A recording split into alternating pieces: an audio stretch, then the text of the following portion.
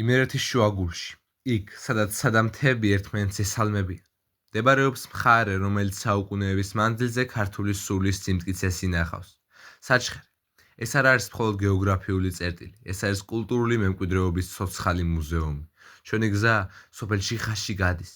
აქ ყოველი ნაბიჯი ისტორიაა. ჩიხა ის ადგილია, სადაც ტრადიცია არ კვდება, სადაც წინაპრების ზანტოვარი წმინდათა წმინდაა. აქაური ეზომი და მოძველი სახლები და მარნები გვახსენებს, რომ ჩვენ ვართ ერი, რომელმაც ცივილიზაცია ვაზის ფესვებზე ააგო. აქ, ამ მადლიან მიწას. მთავარი გმირი ვაზია. ქართველი კაცისთვის ვაზი არასოდეს ყოფილა მხოლოდ მცენარე. ის ჩვენი იდენტობის სიმბოლოა, ჩვენი სიმტკიცის საყრდენი. საუკუნეების მანძილზე, როდესაც მტერი ჩვენს განადგურებას ლამობდა, პირველად ვენახს უკიდებდა ცეცხლს, რადგან იცოდა, თუ ვაზი მოკვდებოდა ქართული სულიც. მაგრამ ჩიხაში ვაზი არასოდეს დაცემულა, ის ფესვებით ჩაეჭიდა ამ მიწას, ისევე როგორც ჩვენი ხალხი ჩაეჭიდა თავისუფლებას.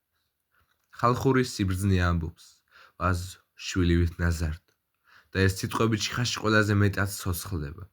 ჩვენი მევენახეები, ჩვენი ისტორიის ნამდვილი ავტორები არიან. ისინი ეფერებიან ყოველ კვირტს, უფრთხილებიან ყოველ რტოს და შვილივით ზრდიან მას. ეს არის დაუწერელი კანონი, რომელიც თაობიდან თაობას გადაეცემა. ვაზს თუ სიყვარულს ააკლებ, ის ნაყოფს არ მოგცემს. თუ სულს არ ჩააქვსო, ღვინო არ დაღვინდება. ეს არის ჩვენი კულტურული მემკვიდრეობა. ეს ცოცხალი ურთიერთობა ადამიანსა და ბუნებას შორის. ეს არის ხელოვნება, რომელიც წერება არა ტილოზე, არამედ ვენახის მწკრივებში, სადაც ყოველი მტევანი მზის ენერგიასა და წინაპართა ლოცვას ინახავს.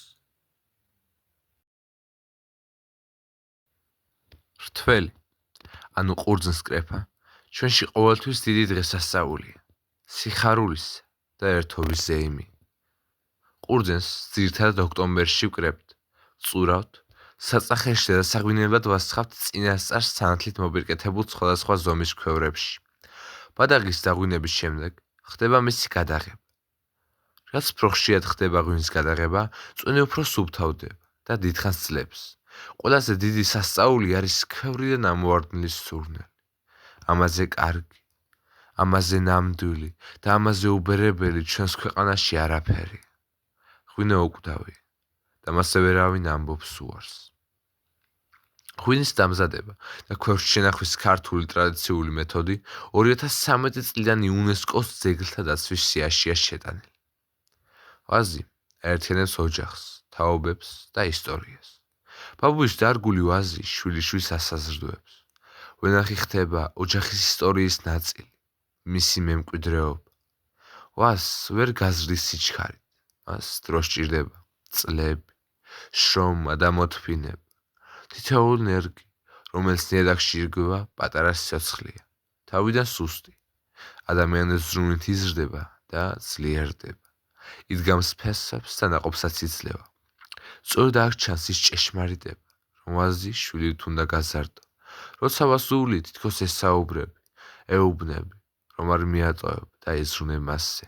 ესიც პასუხობს, მწვანე ფოთლებით, მზის გამთბარი მტევნებით, კბილი წვენით, რომელიც ბოლოს ღვინოდ გადაიქცევა. ღვინო, რომელთან დამოკიდებულებაში ყოველთვის გმართებს ზომიერების განცდა. რადგან ღვინო ცოტა წამალია, ბევრი შეიძლება საწამლავიც გახდეს.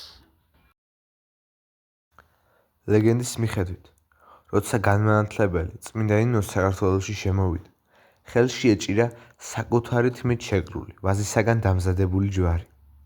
მას შემდეგ ვაზი რელიგიის სიმბოლოც არის. ხშირად ხდებოდა ვაზის ჩუქურთმების გამოყენება ტაძარ მონასტრების მშენებლობაში. ქართველი ხალხი შორეული წარსულიდან ვაზს წმინდა მცენარედ მიიჩნევდა, ამიტომაც დიდ მსურველობას იჩენდა მის მიმართ.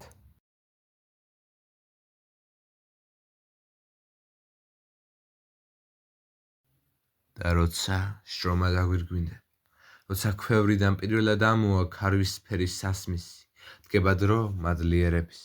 მოდით, ეს ჭიქა ჩვენი დალოცვილი მიწის, საჩხერისა და ჩიხას სადღე გრძელო იყოს. დავლოცოთ ის მარჯვენა, რომელმაც ეს ვაზი შვილივით გაზარდა და მოგვიტანა.